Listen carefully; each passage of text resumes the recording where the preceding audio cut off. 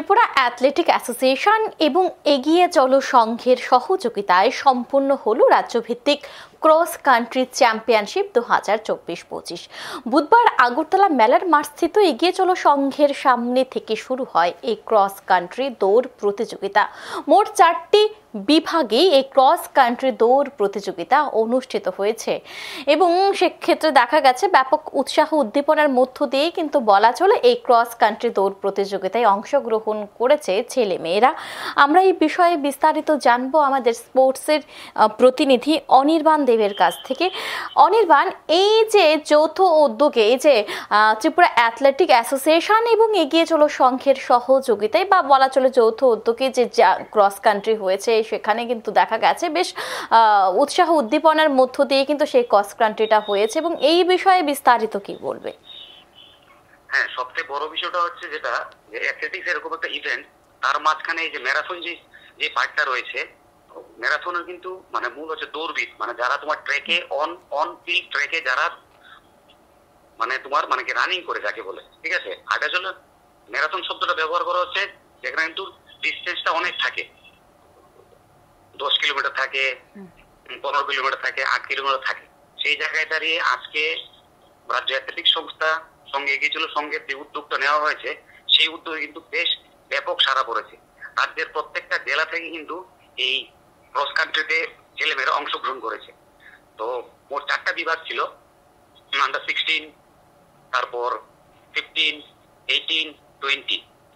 সেই জায়গায় দাঁড়িয়ে সবগুলো বিভাগে কিন্তু রাজ্যের প্রত্যেকটা জেলা থেকে দৌড়বিদরা অংশগ্রহণ করলো। এই যে যারা পুরস্কার পেয়েছে তাদের কি প্রতিক্রিয়া রয়েছে? যারা পুরস্কার পেয়েছে, তো এখানে তো পুরস্কার তালিকা অনেকটা লম্বা। সেই জায়গায় দাঁড়িয়ে মানে যেহেতু টোটাল গ্রুপ হয়েছে 4টে, তো প্রত্যেকটা গ্রুপের থেকে মানে প্রথম যারা 10 জন ছিল সেই 10 জনকে পুরস্কৃত করা হয়েছে। তো সেই তালিকাটা অনেক বিশাল। তারপরও আমি দুজনের সঙ্গে কথা বলেছিলাম যে তোমার পুরুষ বিভাগে 20 কিলোমিটার যে ডিস্টেন্সটা ছিল, যে ডিস্টেন্সে মোবারক হোসেন বলে একটা ছেলে আছে, সে তোমার প্রথম হয়েছে। তো তার অনুভূতি হচ্ছে, সে বলেছে যে সে যখন ট্রেকে নামার পর তার কাছে শুধু একটাই লক্ষ্য থাকে যে তাকে এগিয়ে যেতে হবে। আর তার এই লক্ষ্যকে কেন্দ্র করে কিন্তু সে রাজ্যের বিভিন্ন জায়গায় যেখানে ক্রস কান্ট্রি হয় সে কিন্তু অংশগ্রহণ করে। আর সব থেকে বড় যে বিষয়টা হচ্ছে, অধিকাংশ জায়গায় কিন্তু এই মোবারক কিন্তু তার এই প্রথম স্থান বজায় রেখেছে। তো সেই দৃষ্টিভঙ্গি দেখতে গেলে আজকে যে ম্যারাথনটা হয়েছে, সেই ম্যারাথনে ব্যাপক সাড়া পড়েছে, এটা বলতে পারি। আর যারা অংশগ্রহণ করেছে এই পুরস্কার বিতরণী অনুষ্ঠানে কিন্তু উপস্থিত ছিল যে আগরতলা পুর নিগমের মেয়র দীপক মজুমদার এবং কর্পোরেটর চার্নবী দাস এবং এগিয়ে চলো সংঘ ক্লাবের যিনি সভাপতি রয়েছে চঞ্চল নন্দী। এই যারাই অংশগ্রহণ করেছে বিশিষ্ট জনেরা, তাদের কেমন লেগেছে এইখানে অংশগ্রহণ করে এবং তারা যাদেরকে পুরস্কার দিয়েছে এবং তাদের কি বক্তব্য রয়েছে?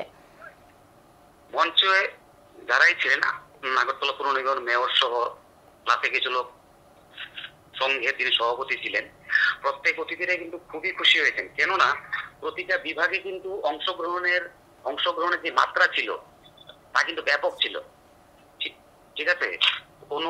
কোনো বিভাগে তুমি ধরো 40 জন, কোনো বিভাগে 35 জন, কোনো বিভাগে 50 জন। প্রতিযোগীর সংখ্যা কিন্তু বিশাল ছিল। আর একটা টুর্নামেন্ট তখনই সফল হয় যখন সেই টুর্নামেন্টে প্রচুর পরিমাণে প্রতিযোগীরা অংশগ্রহণ করে। সেই বিষয়টা কিন্তু অতিথিদের খুবই ভালো লেগেছে। যখন অতিথিরা পুরস্কার দিচ্ছিল বিজয়ীদের, তখন প্রত্যেকটা অতিথি কিন্তু একটা কথাই বলছিল, সেই সব বিজয়ীদের যারা পুরস্কার পেয়েছে ভালো কথা, কিন্তু যারা এই প্রতিযোগিতায় অংশগ্রহণ করেছে তাদের প্রত্যেককে কিন্তু ধন্যবাদ জানিয়েছে অতিথিরা। অসংখ্য ধন্যবাদ অনির্বাণ সঙ্গে থাকার জন্য।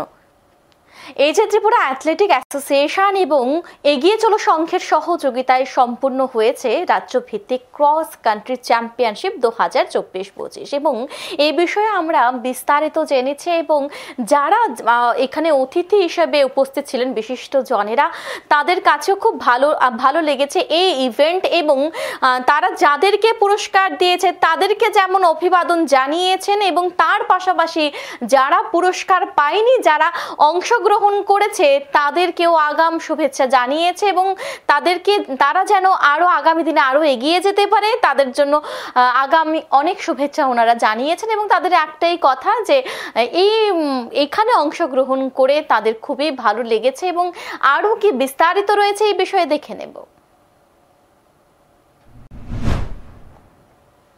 হিসেবে সরকারের দপ্তর এবং স্পোর্টস দপ্তর আমাদের রাজ্যে বিভিন্নভাবে সহযোগিতা করে এসছে এবং এটা আমাদের রাজ্যের সরকার এই কাজটা করে থাকে। যে সকল সংস্থা, ক্লাব বা ব্যক্তি প্রতিষ্ঠান খেলার ক্ষেত্রেও বা বিশেষ অন্য ক্ষেত্রেও যখন তারা সক্রিয়ভাবে অংশগ্রহণ করে আন্তরিকভাবে তার উন্নয়নের জন্য, তখন কিন্তু সরকার তার পাশে থাকে।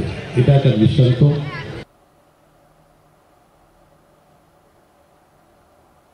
এখন সময় বিরতির সঙ্গে থাকুন।